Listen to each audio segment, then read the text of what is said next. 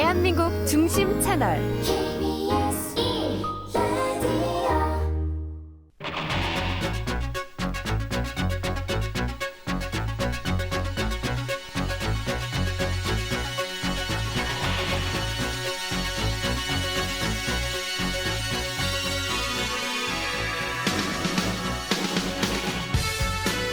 안녕하십니까. 성기영의 경제쇼 플러스 아나운서 성기영입니다. 고금리와 경기 부진으로 부동산 프로젝트 파이낸싱, 이 PF 부실이 늘어나면서 건설업계가 크게 흔들릴 것이란 위기설이 나오고 있습니다. 정부는 가능성이 전혀 없다면서 일축했지만 부동산 PF 부실이 총선 이후 터진다는 이른바 4월 위기설 역시 가라앉질 않고 있는데요. 실체가 있는 것인지 우려가 부풀려진 것인지 자세히 짚어보고요. 건설 경기가 침체된 데다가 건설 공사 비용도 급격히 오르면서 재건축 재개발 사업에 비상이 걸렸는데 이 문제도 짚어보겠습니다. 네, 정보현 NH투자증권 부동산 수석연구원 그리고 부동산 전문 김예림 변호사와 함께하겠습니다. 어서 나오십시오. 안녕하세요.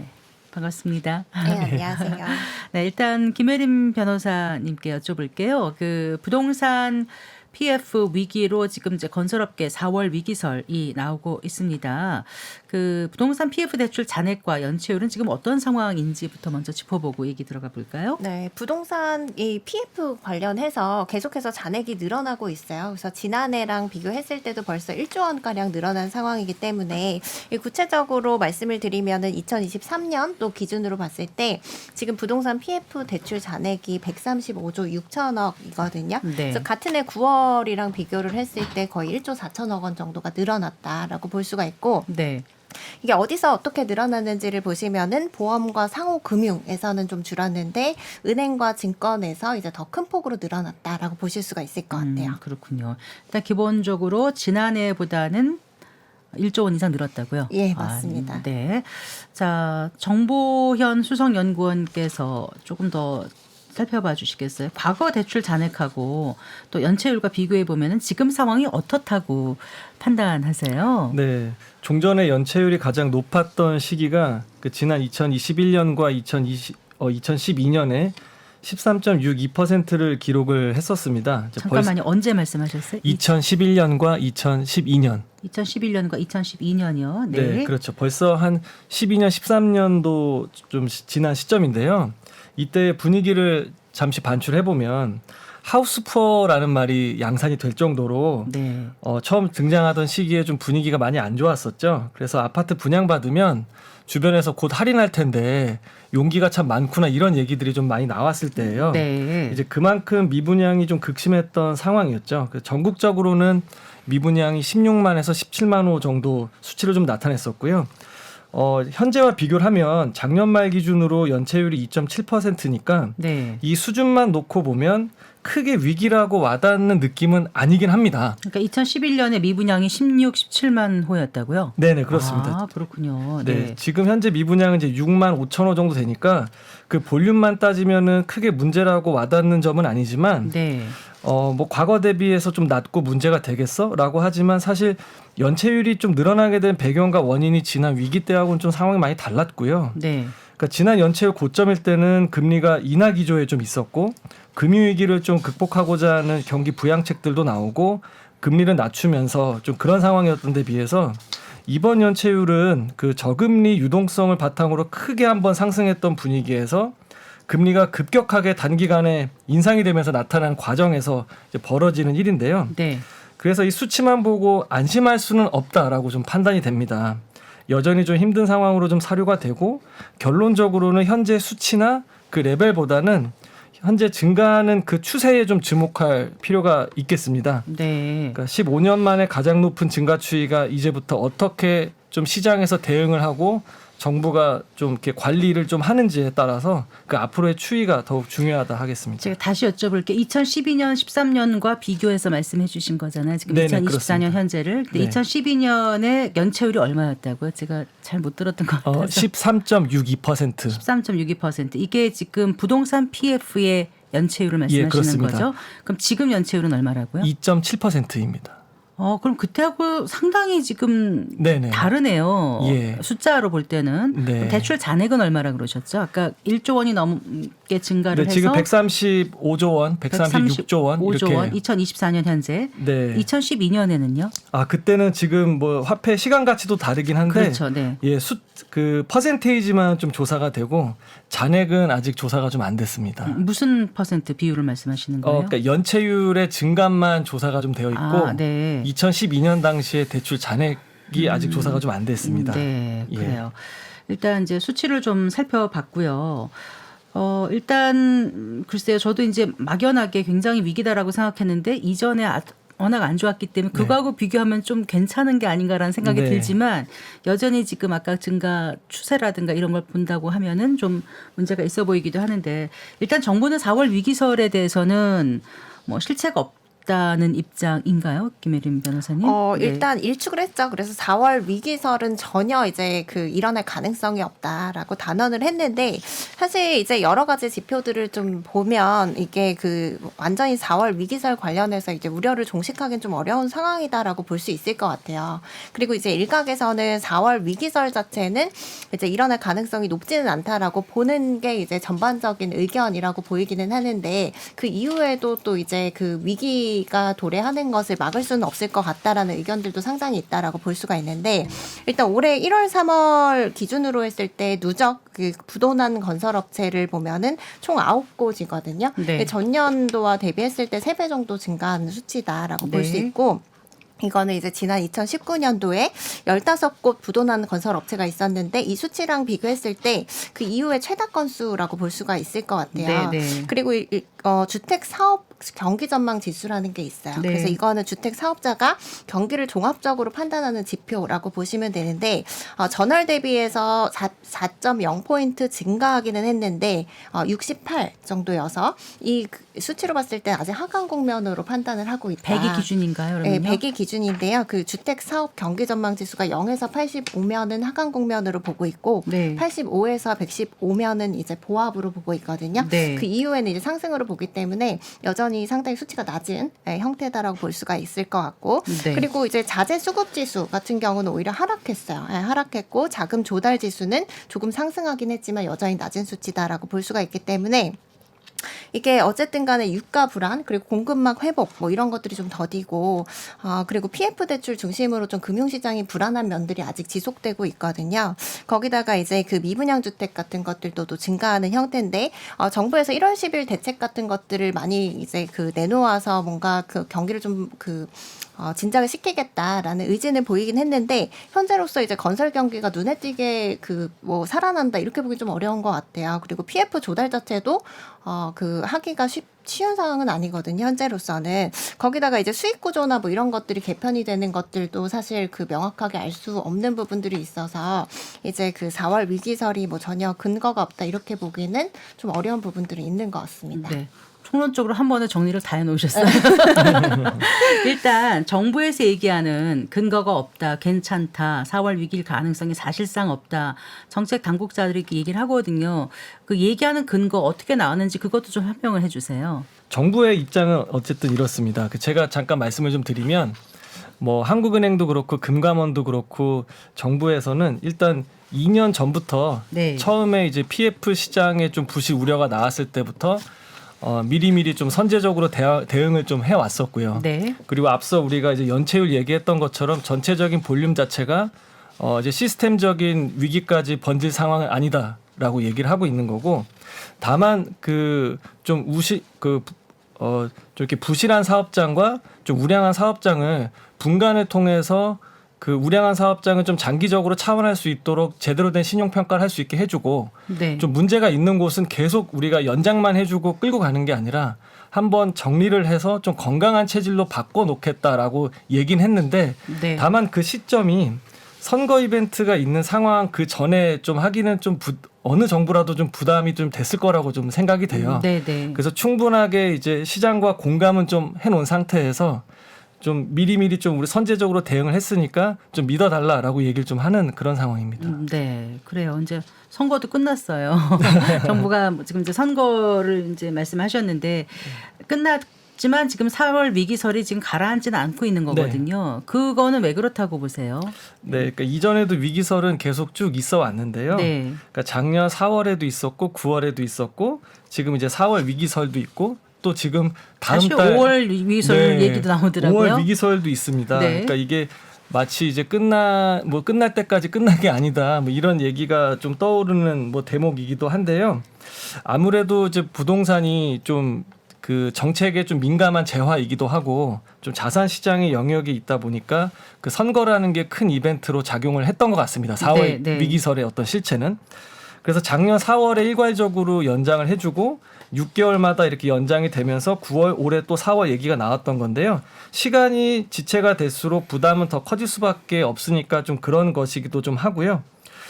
말씀드린 대로 이제 관리를 2년 전부터 쭉 해왔었는데 대표적인 게 이제 그 PF 대출 보증을 좀 확대를 쭉 해왔었고 그리고 네. 건설사로부터는 그 대손 삼각비를 좀 반영을 해서 좀 재무제표에 좀 반영해라 이런 게 있었고 마찬가지로 금융권에서도 증권사들을 통해서 그 충당금을 그러니까 미리 이제 그 손실에 대한 부분을 100% 좀 쌓아놔라 이렇게 좀 요구를 했던 적이 있습니다. 네. 그래서 이제 아마 총선이 지났으니까 옥석 가리기가 사업장별로 좀 진행이 될 것으로 보여지고 있고 어떤 큰 뭐 시스템 리스크까지는 아니다 하더라도 이런 이제 좀 과정을 거쳐가면서 고통 수반은 좀 불가피할 것으로 좀 예상은 되고 있습니다. 네.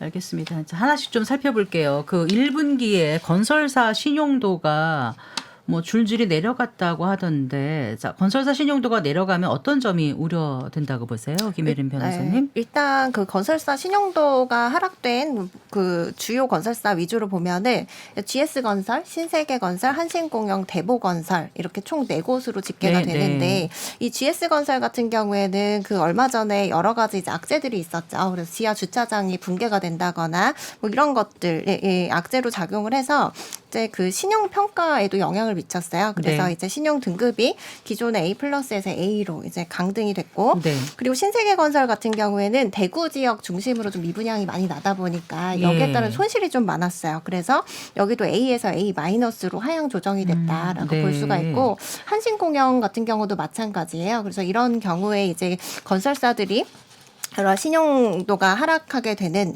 결과가 가져왔는데 뭐 이렇게 되면은 사실 이제 신용도가 떨어지면은 금리가 올라가잖아요. 그래서 회사채 발행 같은 것들을 통해서 결국에는 사업비 조달을 해야 되는데 네. 금리 수준이 높아진다라고 하면은 여기다가 지금 공사 원가 같은 것들도 상당히 높을 수밖에 없는 상황이다 보니까 비용적인 측면에서 굉장히 많이 들어갈 수밖에 없고 또 자금 조달할 때 그 여력이 많이 낮아질 수밖에 없어서 네. 비용 부담으로 좀 그 작용하는 영향이 크다라고 볼 수가 있을 것 같습니다. 네. 지금 이 자료 나온 건 한국 신용평가 자료 말씀하시는 네, 거죠? 맞습니다. 대보건설 네. 같은 경우도 안정적에서 부정적으로 네. 하향 조정이 됐고요. 그런데 이렇게 신용도가 내려가면 자금 조달을 어떻게 하는지 그 시스템을 좀 말씀해 주시겠습니까? 정보연 네. 연구원님. 우선 기업들이 자금 조달하는 방법은 여러 가지가 있지만 뭐 증자를 통한 자본 확충도 있겠지만 일단 조달 차원에서는 그 회사채죠, 회사채. 네. 예. 그래서 신용도가 사실 개인도 그 신용카드 쓸 때 신용도가 되게 좀 크게 작용을 중요하죠. 하잖아요. 네, 그 대출 네. 그 한도. 한도라든지 아니면 그 이자에 대한 금리도 작용하는 것처럼 마찬가지로 건설사도 신용도가 우수하면 이제 공모를 통해서 그 시장에서 자금 조달이 가능한 부분이 좀 있는데요. 네, 네. 만약에 이제 신용도가 좀 떨어진다라고 하면은 이제 공모채를 통한 자금 조달이 아마 어려울 겁니다. 네. 일반적인 어떤 공개 모집은 어려울 거고 일단 사모채 시장을 통해서 자금 조달을 해야 될 텐데 네. 이 부분이 이제 쉽게 좀 이루어지지가 않는 거죠. 그래서 그 이제 크레딧 시장에서 상위 등급에 있는 이제 건설사하고 하위 등급에 있는 이 신용 스프레드가 점점 좀 양극화 차별화가 되면서 네. 좀 쉽진 않을 것 같아요. 그럼 이렇게 되면 이제 추가적인 어떤 자금 부족을 겪는 사업장에서는 정부가 대여를 좀 하겠다라고 하니까 네. 이쪽 시장을 통한 조달 방법 그리고 가지고 있는 자산을 매각하는 방법도 하나가 있을 수가 있고요. 네. 그리고 이제 앞으로는 그 토지를 그 공공에서 그러니까 LH에서 그런 이제 건설사들의 토지를 이제 매입을 해주겠다. 근데 가장 싸게 부르는 땅부터 역경매를 통해서 이렇게 매입을 해주겠다라고 여기 이제 3조 원 정도의 예산을 배정해 놨다라고 하니까 뭐 자금 마련이 시급한 순서대로 아마 네. 이렇게 좀 강구해야 되지 않을까 싶습니다. 역경매는 어떻게 하는 거예요? 그러니까 원래 경매라고 하는 것은 가장 비싸게 불렀을 때 낙찰을 받는 건데 네. 지금은 어떻게 보면 이걸 사는 사람과 파는 사람의 입장이 좀 바뀌다 보니까 네. 사는 매수 사이드에 어떻게 보면 정부가 LH가 자금 사정이 좀 급한 곳부터 좀 네. 낮게 부르는 것부터 이렇게 우선순위 정해서 어. 비싸게 부르는 것부터 사는 게 원래 경매인데 네. 그 반대로 낮게 부르는 것부터 이렇게 역경매를 통해서 매입을 해주겠다. 그러면 네. 뭐 좀 이렇게 신용도가 많이 강등된 건설사 같은 경우는 일단 LH에다가 자산 매각을 통해서 그 유동성을 좀 확보를 할 수가 있게 되는 거죠. 지금 당장 거기서 분양하고 질지 못하니까 내 거 네네. 갖고 있는 걸 팔겠다, 네네, 팔게끔 그렇습니다. 해준다 이 말씀이시군요. 네. 지금 건설업계 현장 상황이 어떤지 궁금해요. 네. 그 뭐 크레인이 멈춘 곳도 있다 이렇게 표현은 예. 이렇게 나오는데 실제로 그런 네. 건지 그 건설 현장 상황을 가늠해 볼 수 있는 어떤 자료는 없을까요? 저는 크게 두 가지 말씀드리고 싶은데요. 첫 번째는 인허가가 사실 부동산과 건설에서는 굉장히 중요한 규제 상품이기 때문에 네네. 인허가를 받아놓고 착공에 옮기는 그 착공률을 일단 보는데 예전보다 착공률이 많이 떨어졌습니다. 네. 그러니까 착공에 임해봤자 그 수지가 남는 그런 분석이 예전과 계산이 많이 달라진 거죠. 건설사들의 셈법이. 네네. 현재는 착공률이 50%가 채 되질 않습니다. 그리고 인허가 받아놓고 착공에 들어가는 게 그렇죠. 네. 원래는 인허가 받는 게 어려운 거였는데 네, 이제 네. 받아놓고도 이제 안 한다라는 얘기고 비슷한 어떤 이제 맥락에서 그 전문 건설 공제조합에 미리 보증에 가입을 합니다. 네. 그러니까 나중에 그 공사 대금을 원활하게 받지 못할 경우에 마치 이제 보험 청구를 하다시피 해서 받게 되는 경우인데 네. 이렇게 청구하는 그 청구액과 건수가 늘어나고 계속 있어요? 계속 아. 증가를 하고 있다고 합니다. 네. 그래서 지난 1, 2월 달 같은 경우가 작년에 동기 대비했을 때 30%대 증가율을 좀 보여지고 있고 네. 이렇게 증가세를 보이고 있는 게 지난 글로벌 금융위기가 있었던 2008년 이후에 거의 15년 만에 나타나는 상황이라고 합니다. 그러니까 보험금 청구가 점점 올라가고 있다는 게 2008년 이제 글로벌 금융위기 네. 있을 때였는데 지금 다시 그 모양새로 가고 있다. 예, 그렇습니다. 아, 네. 그렇군요. 그러니까 전문 건설 공제 조합에 그 조합원사가 가입해 뒀다가 네. 어떤 유동성이라든가 문제가 생기면은 네네. 좀 도와달라 해가지고 예. 쓰는 건데 그게 점점 늘어나고 있다. 예, 그렇죠. 네. 어느 정도로 늘어났다고요?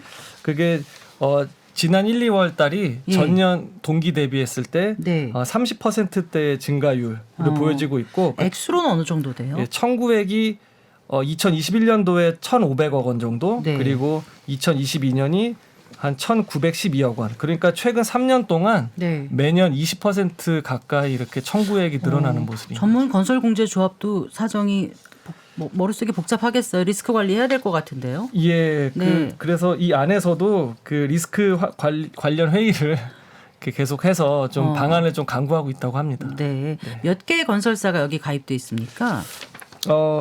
이 건설사에는 6만 개가 넘는 건설사가 종합 건설사가 현재 가입을 해 있습니다. 네. 최근에 시공순위 100위권 안팎의 중견 건설사들이 잇따라 법정 권리 이제 신청하고 있고 그래서 업계에서는 정부는 이제 뭐 아니다 위기가 아니다고 하지만 이제 총선이 끝나고 결국 PF 구조 조정에 들어갈 수 있다 이런 얘기가 계속 나오고 있지 않습니까? 그 어때요? 그 이제 부동산 전문 변호사로 저희가 이제 스튜디오에 모신 네. 건데 부동산 관련해서 소송 이런 걸 좀 많이 진행해 보셨나요? 아니면 어떤 업체 간의 어떤 문제 같은 걸 좀 현장 케이스에서 많이 보셨습니까? 실제로 두 군데 다 이제 많다라고 보시면 되는데 네. 최근에는 이제 말씀하신 대로 공사비 관련한 분쟁이 상당히 많다라고 볼 수가 있어요. 네. 그래서 뒤에서 말씀을 드리겠지만 그 아마 뉴스 기사에서도 많이 보셨을 거예요. 그래서 아예 사업장 자체가 멈춰버리는 사례도 꽤 많다라고 네, 볼 수 네. 있거든요. 근데 그게 이제 기존의 공사 도급 계약에 따르면 올려줘야 될 의무가 없는 거죠. 이제 뭐 재건축 재개발을 한다거나 개발 사업 시행자 입장에서는. 네. 그런데 어쨌든 원자재라던가 금리라던가 이런 비용들이 급격히 상승하다 보니까 시공사에서 그냥 공사 못하겠다라고 하면은 이 부분에 대한 이제 그 부담들이 그 시행을 하는 쪽으로 전가될 수밖에 없는 네, 부분들이 네. 있어서 이제 공사 도급 계약과 다른 그 그 내용이라고 하더라도 시공사에서 요구하는 이제 공사비 증액을 어느 정도 들어줄 수밖에 없는 상황이다라고 보실 수가 있을 것 같아요. 네. 그래서 이런 것들 관련해서 좀 분쟁이 상당히 많이 발생한다라고 볼 수가 있고 이게 그 실제로 시행자 입장에선 적정한 공사비인지 자체를 판단을 못하는 경우들이 있기 때문에 이런 부분들을 적정한 공사비를 산출해서 최대한 협상을 통해서 이제 분쟁을 좀 조정을 한다거나 네. 또는 이제 그 공사비를 모두 지급하고 난 후에 뭐 그 오류가 있다거나 공사비 산정에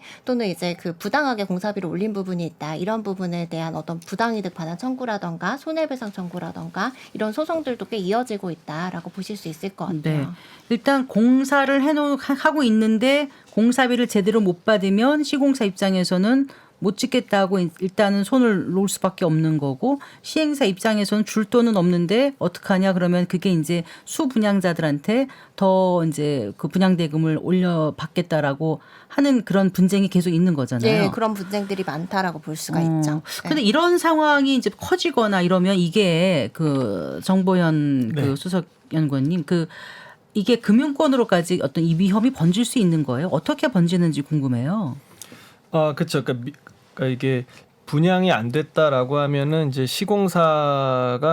시공사에게 이제 미청구 공사나 이제 미수금이라는 유동성 문제로 좀 이어지니까 네. 이게 시공사의 워크아웃이나 법정 관리로 갈 수 있는 안 좋은 일이기도 하고요. 네. 그리고 이제 시공사는 책임 준공을 하고 나서 예. 이런 이제 분양 대금을 가지고 그 금융사에다가 그 본 PF를 갚아야 되는 상황인 거죠. 네, 네. 그러니까 그 시공사가 이걸 본 PF를 갚지 못하게 되면 받아야 되는 이제 금융권 입장에서는 네. 받지 못하게 되니까 네. 금융권 리스크 전반으로 커질 수가 있는 거죠. 네. 지금 시장은 이거를 좀 걱정을 하고 있는 거죠. 네. 건설사들의 위기에서 금융권까지 퍼지게 된 이런 구조적인 리스크. 근데 가장 안 좋은 게 악성 미분양, 준공 후 미분양이라고 하잖아요. 이게 예. 어느 정도인지 네. 잘 모르겠습니다만은 이게 커질수록 그런 위험도가 커지겠네요.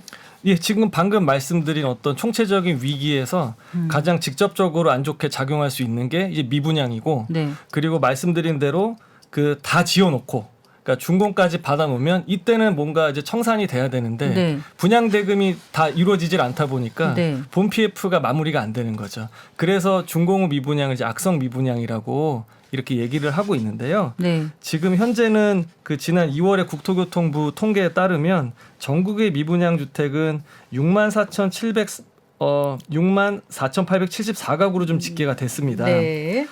이 중에서 준공 후 미분양은 약 1만 1천 가구 정도가 되는 모습인데 네. 이게 계속 좀 좀 줄어들지 않고 네.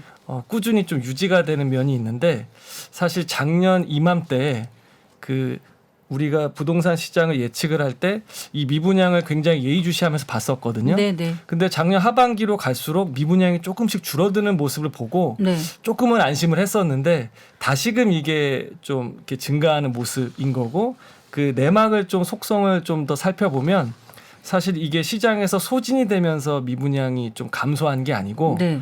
공급하는 이제 시공사나 시행 입장에서 어차피 수요 감소가 예측이 되니까 분양 자체를 안 해서 계속 미루고 안 해버리는 겁니다. 네. 근데 우리가 착공에 들어가는 본 PF 전 단계를 이제 브릿지론 단계라고 네, 하잖아요. 근데 계속 이거를 영원히 연장을 할 수가 없기 때문에 그렇죠. 언젠가는 착공을 해야 되는 그런 이제 사업장들이 곧 생겨날 거고 미분양 감소가 꼭 썩 긍정적으로 보이지만 않는 지점이 바로 이 포인트인 알겠습니다. 겁니다. 그럼 부동산 PF 위기하면 많은 분들이 이제 태형건설 상황을 떠오르실 것 같아요. 한 예. 2개월 전만 해도 막 들썩들썩하다 요즘 좀 잠잠한 것 같기도 한데 어떻게 네. 지금 되고 있어요? 네, 태형건설이 그 도급 순위가 그러니까 시공 능력이 한 16위 정도였으니까 상당히 이제 상위에 랭크되어 있는 대형 건설사 중에 하나였는데요. 네. 지난 연말에 이제 태형건설이 워크아웃에 신청을 해서 연초에 이제 그 금융채권자 협의회 의결을 통해서 네. 이제 자산부채 실사랑 이제 기업 개선 계획을 작성을 했습니다. 네. 이제 최근에 이렇게까지 좀 마무리를 했고요. 그 개선 계획에는 PF 사업장에 대한 처리 방안, 그리고 재무 구조에 대한 개선 방안, 네. 그리고 유동성에 대한 조달 방안이랑 회사 경영 계획과 이제 경영 관리 방안 등이 종합적으로 좀 담겨져 있습니다. 네. 그래서 이게 정리가 된 이후에 5월 달부터는 이제 기업 개선 계획의 이행을 위한 이제 구체적인 약정이 체결될 예정이고요. 네. 그리고 5월 중순부터는 이런 이행과 관련된 공동 관리 절차가 진행이 되는데 네. 아직까지는 그래도 좀 순조로운 모습을 좀 보여지고 있고요. 네. 가지고 있는 어떤 이제 여러 그 사업장에 대해서 대주단하고 협의도 그래도 좀 잘 나오고 있고.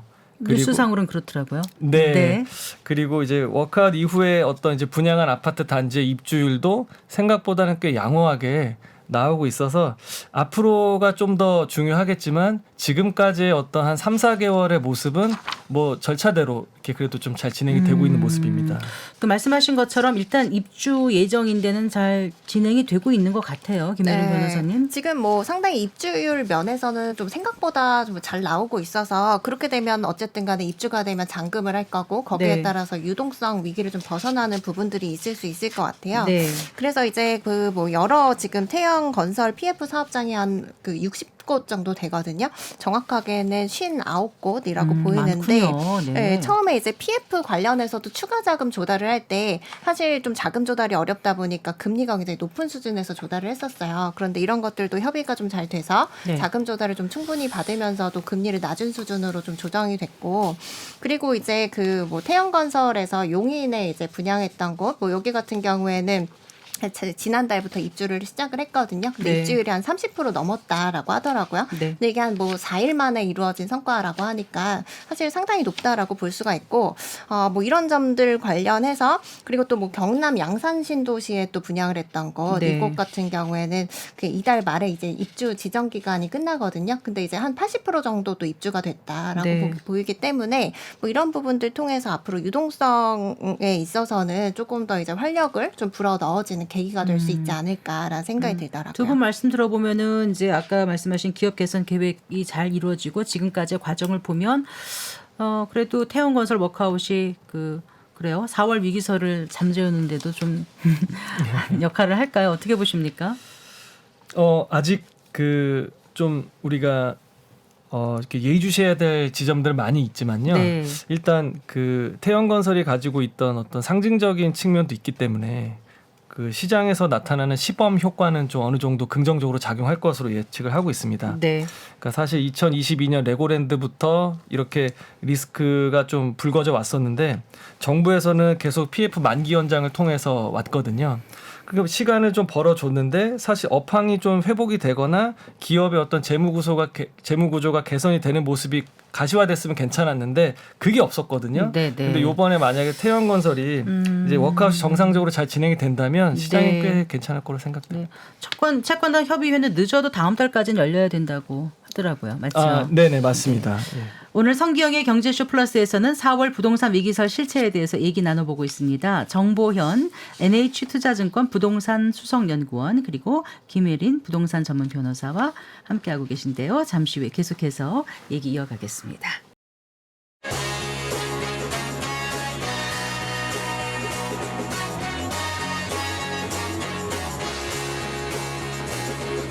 경제 시야를 넓혀드립니다. 투자의 지름길을 안내합니다. 돈 되는 정보를 발견하는 시간. KBS 1라디오 경제쇼.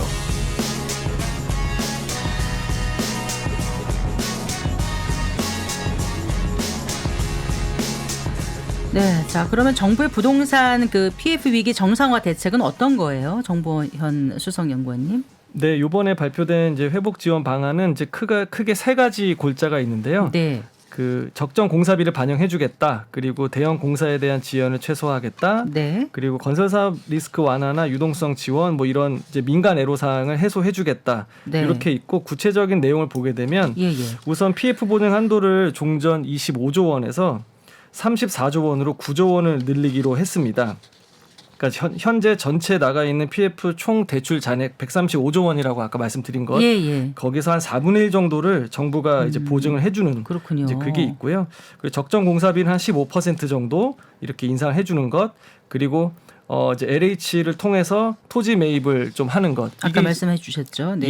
예. 이렇게 크게 보면 되실 것 같고 여기 이제 2009년 이후에 다시 한번 이제 기업 구조조정 리츠라 그래서 네. CR 리츠가 다시 한번 또 15년 만에 등장을 합니다. 아, 네. 예, 그래서 이제 미분양 주택을 이제 매입을 하는 거죠. 네. 예, 이렇게가 요번에 발표된 이제 건설 경기 회복 지원 방안의 주요 내용이라고 보시면 될 것 같아요. 네. 자, 그러면은 이 대책이 과연 4월 위기설, 5월 위기설을 해소하고 건설 경기를 살리는 데 도움이 될 수 있을 거라고 보시는지 궁금합니다.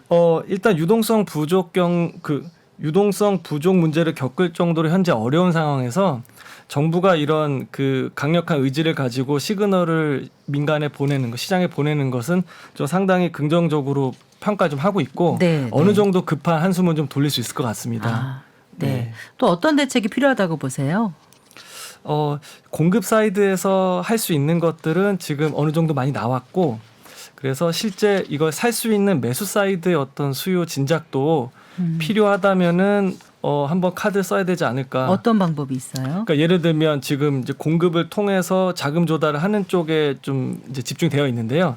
이렇게 분양에 나서는 물량들을 받을 만한 시장의 수요자들, 그러니까 네. 예를 들어서 예전에 있었던 어떤 조특법상의 혜택을 줘서 주택이 있는 사람도 이런 해당 미분양 주택을 분양받게 됐을 경우에 네. 향후 발생될 뭐 양도소득세에 대해서 비과세를 해준다든지 뭐 5년 동안 뭐 이런 거 있었죠. 네, 네. 그렇게 되면 일단 시장에서 좀 받아줄 수요도 좀 생기니까 뭐 그런 것도 생각을 좀 해봤는데 지금은 어쨌든 대책들은 많이 나오고 있고요. 네. 앞으로는 여기에 대한 성실한 어떤 이행이 더 중요하게 좀 생각이 됩니다. 알겠습니다. 그리고 금감원에서 그 재구조화 얘기를 하지 않았습니까, 네. 변호사님? 그 정상적인 사업장과 사업성이 떨어지는 사업장을 구분해서 네.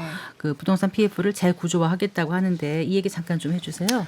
일단은 이제 그 정상화가 가능한 사업장 같은 경우에는 사실 그 수수료나 금리 같은 것들이 굉장히 비용 부담이 될 수밖에 없는 부분들이 있어요. 네. 그래서 이런 것들을 좀 조정을 해주겠다라는 게 이제 하나의 측면이라고 보시면 되는데 태영건설 같은 경우에도 사실 마곡 사업장 관련해서 이제 3,700억 원 PF 대출을 받을 때 금리 수준이 8.8%였어요. 네. 그러다 보니까 이게 상당히 부담이 되는 거죠. 그 시세랑 비춰봤을 때도.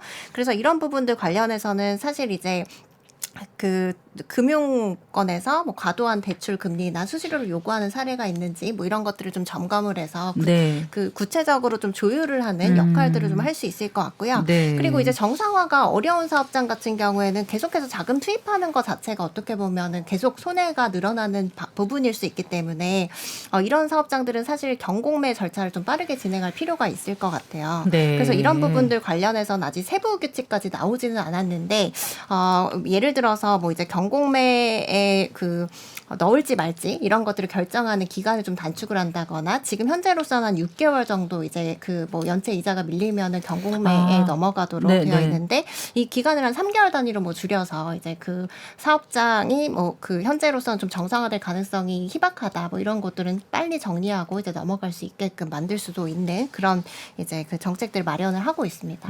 네. 그럼 이런 PF 사업장 재구조화를 해서 성공한 모범 사례가 어떤 게 있었나요, 과거에? 궁금합니다. 네.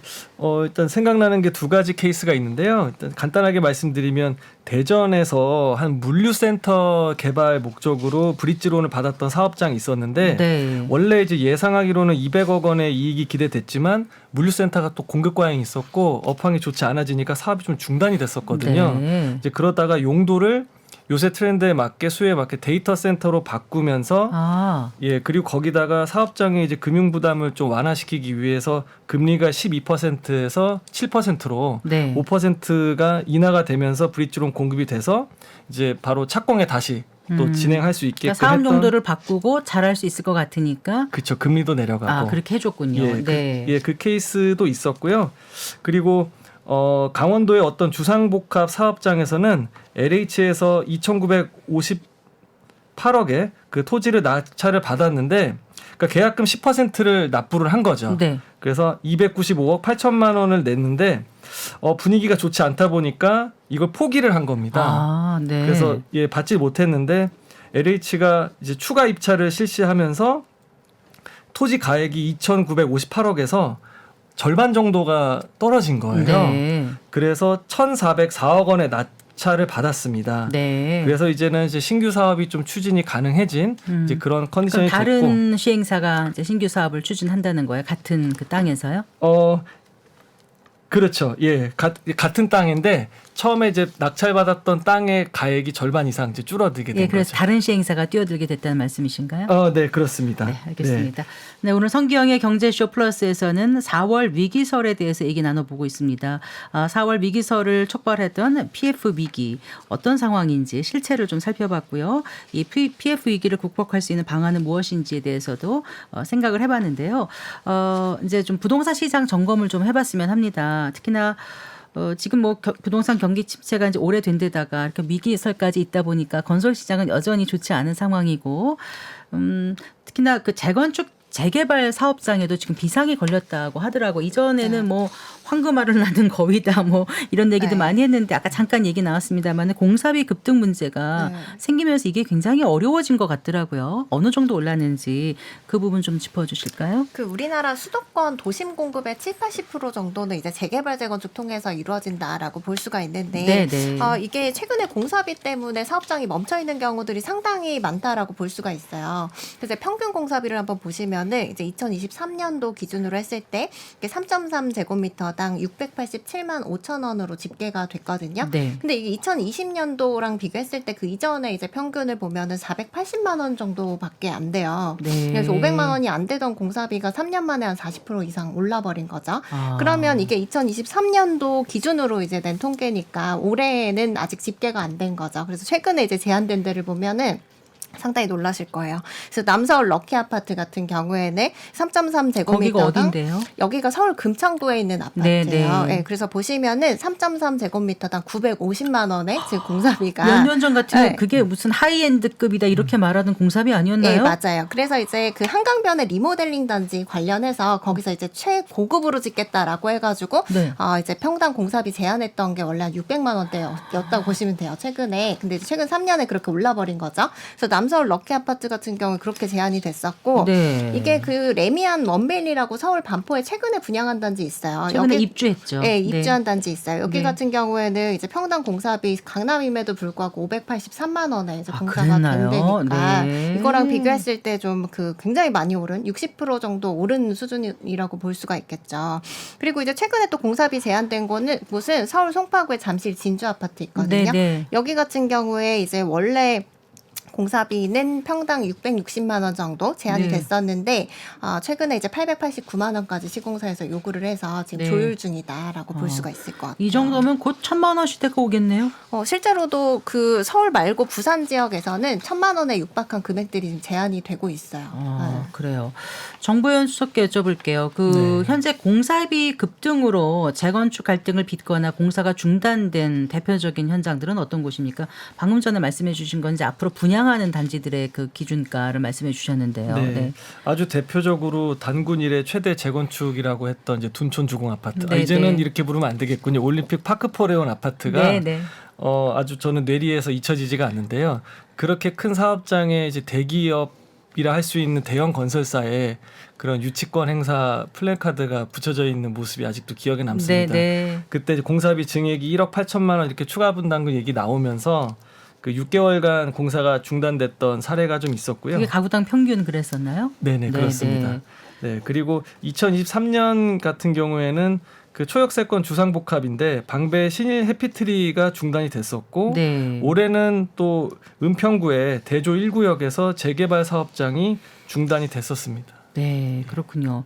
자, 지금 이제 새로 분양하는 거는 그걸 받아들이는 사람들이 이제 분양을 받으니까 괜찮은데 기존에 원래 약정했던 분양 금액보다 이렇게 올라가게 될 경우가 지금 갈등의 그 가장 큰 원인 아니겠습니까? 네. 그러니까 공사비가 올라가면 결국 조합원들이 내야 할 분담금이 대폭 늘어나는 게 되잖아요. 네. 그 재개발 재건축 같은 경우에는 원래 이제 살고 계신 원주민분들이 계시잖아요. 네. 그래서 이분들의 어떤 주거나 뭐 이런 것들을 좀 그 보장을 하기 위해서 그 새 아파트를 지으면 조합원 분양분이 따로 있어요. 그래서 네. 싼 분양가로 시세보다 이제 분양을 해주게 저번 되는 분양가가 건데. 약간 낮은 거죠, 원래. 예, 네. 분양가 자체가 뭐 시세랑 비교했을 때는 한 60-70% 수준으로 보시면 돼요. 네, 그래서 네. 그렇게 형성되어 있어서 이제 그 입주를 하실 수 있게 되어 있는데 이 분당 그러니까 공사비나 이런 비용들이 증가하게 되면은 조합원이 부담해야 될 비용이 늘어나게 되는 거죠. 네. 그렇게 되면은 조합원 분양가도 같이 상승하게 되는 그런 형태가 되기 때문에 조합원들 입장에서는 이게 그 개발이 된다라고 하더라도 내가 이제 많은 비용을 부담해야 아파트에 입주할 수 있게 되니까 아무래도 좀 사업을 진행하고 싶은 마음들이 많이 사라질 수밖에 없어요. 그래서 그런 부분들에 있어서 사업 속도가 좀 낮아지고 그리고 사업 진행에 동력을 잃을 수 있게 되는 부분들이 있어서 재개발 재건축 사업이 원활하게 진행되는데 하나의 또 애로사항으로 작용하고 있다라고 볼 수가 있고 네. 실제로 이제 최근에 한 상계동 그 재개발 구역인데 그거 여쭤보려고 그랬어요. 네, 예. 여기서도 이제 공사비 관련해서 이제 공사비를 좀 많이 올려주게 되면서 비용이 많이 늘어나게 되는 부분이 있어서 그렇게 되면 이제 관리 처분 계획이라는 걸 수립해서 비용과 이제 그 정산을 하는 그런 네네. 형태가 있거든요. 근데 거기서 이제 비용이 일정 부분 늘어나게 되면 네. 이 관리 처분 변경 인가를 또 받아야 되는 부분들이 있어요. 네. 그렇게 되려면 이제 조합원 총회를 또 거쳐서 결정을 해야 되는데 네. 뭐 이 부분에 있어서 이제 비용이 늘어난다라고 하니까 조합원들이 이제 부결을 시킨 거죠. 그래서 이제 사업이 진행이 안 된다라고 멈춰버린 거죠. 네, 그런 곳들이 상당히 이제 꽤 많이 그리고 이제 발생하고 추가로 있다. 분담하는 금액이 조금 부담이 덜 되는 아파트나 지역이 있을 수 있고 네. 그게 전체 가액의 일정 부분인 경우는 그나마 부담할 수 있는 게 있지만 아파트 가격이라든가 재개발 기존의 어떤 권리가액이 높지 않은 데에서 네. 이렇게 공사비만 많이 늘어나면 네. 그게 부담되는 게 훨씬 크게 다가올 것 같거든요. 그러시죠. 네. 그리고 실제로 조합원 수가 적다거나라고 했을 때 예를 들어서 이제 그 100억이 늘어난다라고 네, 하면은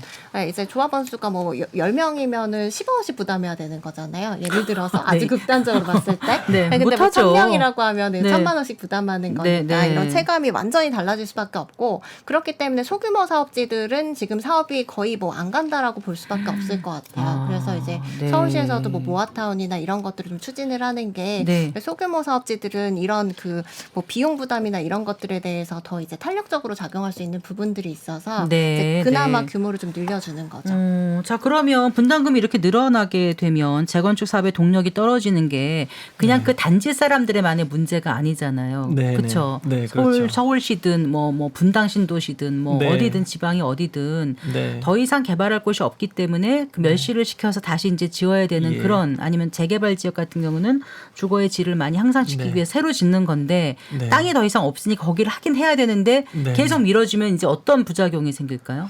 그러니까 빈 땅이 없으니까 기존의 땅을 이제 철거를 통해서 정비 사업을 해야 되는데 네.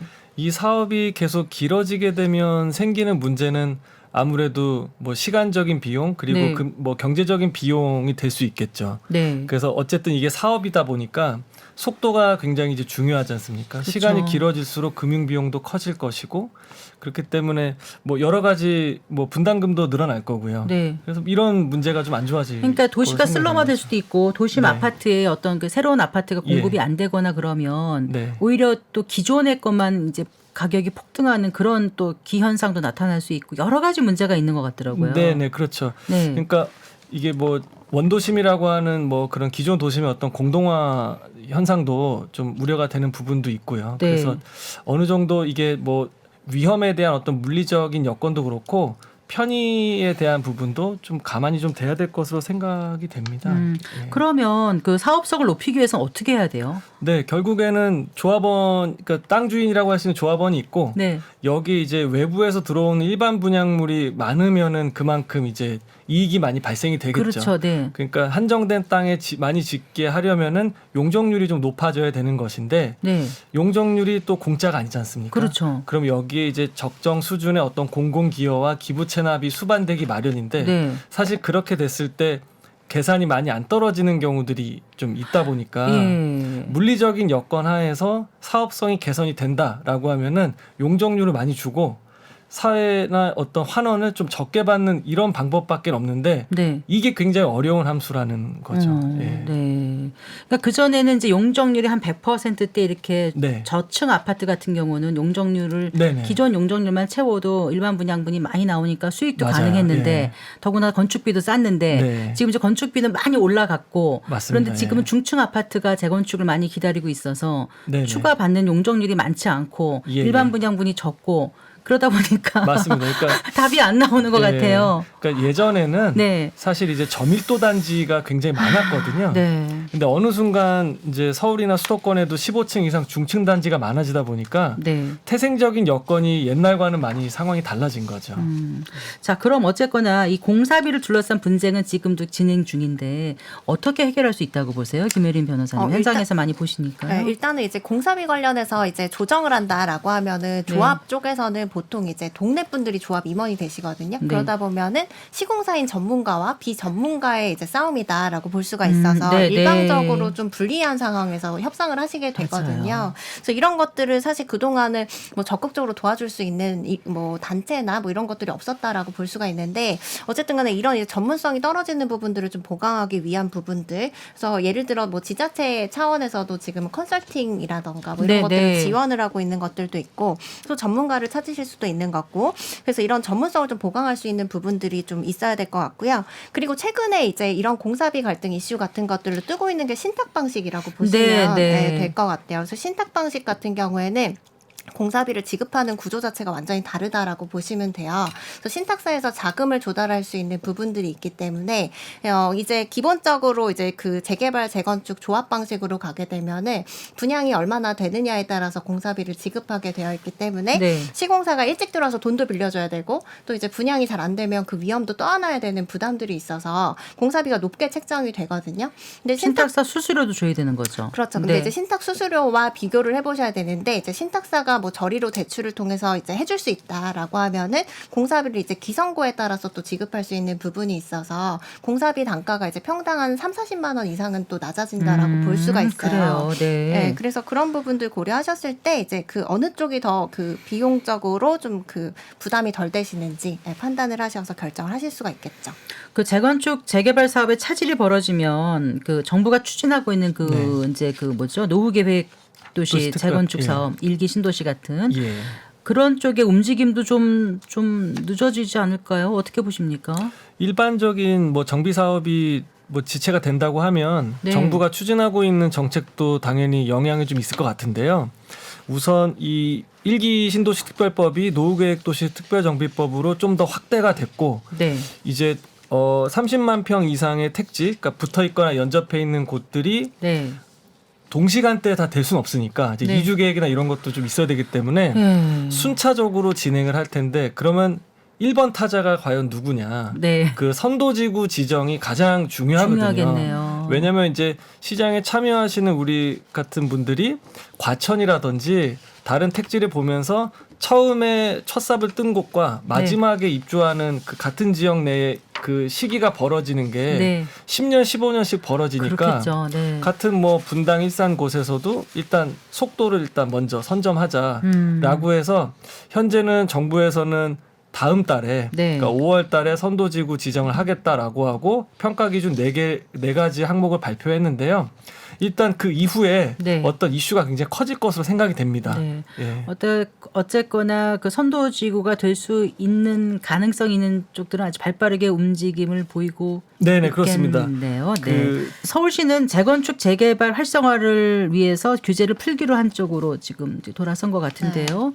또 여러 가지 지금 대책들을 내놓고 있어요. 뭐 강북권 대개조, 뭐 재건축 재개발 규제 완화 방안 뭐 이런 거요.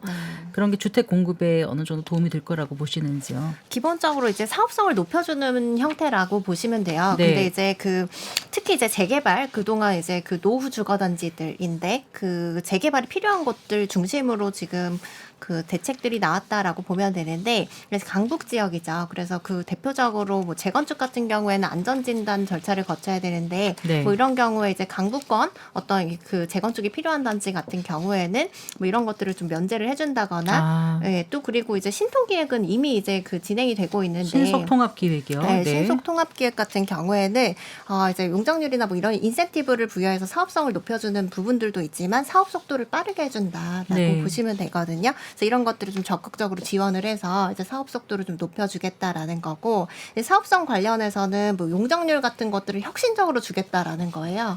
근데 이제 그동안 용적률 인센티브를 받으면은 항상 이제 따라붙는 것이 공공기여의 증가니까 네, 이제 네. 이런 부분들 때문에 갈등이 많았다라고 하는데, 오히려 이제 공공기여도 부분에서는 기존보다 낮춰주겠다라고 아, 해서 그래요? 사업 수익성을 좀 높여주는 방향으로 이번에 대책을 내놨고요. 그리고 또 하나는 이제 그동안 뭐 자연 경관이라던가 뭐 공항 근처라던가 이런 것들로 이제 고도 제한이 걸려있던 지역들이 있어요. 그래서 뭐 예를 들어 남산 경관지구 일대 뭐 이런 것들도 7층까지밖에 못 짓다 보니까 네. 사실상으로 이제 뭐 재개발 재건축을 할 수 없는 경우들이 대부분이다라고 볼 수가 있거든요. 근데 이런 곳들의 거의 고도 제한을 2배 정도 이제 늘려주는 형태로 이제 완화를 해주다 보니까 이렇게 되면 사업 수익성이 상당히 높아질 수밖에 없어요. 그래서 네. 예를 들어서 이 용산의 한 지역 같은 경우에도 고도 제한이 현재로 걸려 있는 경우에는 이제 거의 1대1 재개발 수준이어서 재개발 자체가 불가능하다가 네. 이제 그 2배 가량 늘려주면은 사업성이 크게 좋아져서 이제 사업이 가능해지는 그런 곳들이 네. 좀 계속 늘어날 수 그러니까 있게 기존에는 되겠죠. 종상향을 해주면 기부 체납하고 뭐 공공기율 높여야지 된다, 재건축 초과이익 환수다, 여러 가지 장치를 뒀는데, 왜냐하면 그 지역 사람들만 배부르게 한다라는 그런 생각이 그렇죠. 많았는데 네. 지금은 아예 그 재건축 재개발이 어렵다고 생각하면 네. 이게 이제 신규 주택 공급 자체가 안 되고 도시 네. 노후화 이런 거를 생각을 하면 네. 어느 정도 규제는 좀 완화시켜야 사업성이 나와야 집을 지을 수 있다, 이렇게 돼서 고육주택으로 네. 시에서도 지금 풀어줄 수밖에 없는 그런 상황이 아닌가 예. 싶어요. 네. 자, 그렇다면 기존에 갖고 계신 분들이야 이제 이 상황에 맞게 잘 이제 해나가시면 되겠지만, 혹시라도 네. 재개발 재건축 뭐 투자라든가 이런 걸 염두에 두신 분들 네. 이전처럼 묻지마 투자하면 안 될 것 같거든요. 네. 어떤 단계에서 하는 게 좋은지, 어떤 점을 주의하고 해야 되는지를 좀 알려주십시오. 네.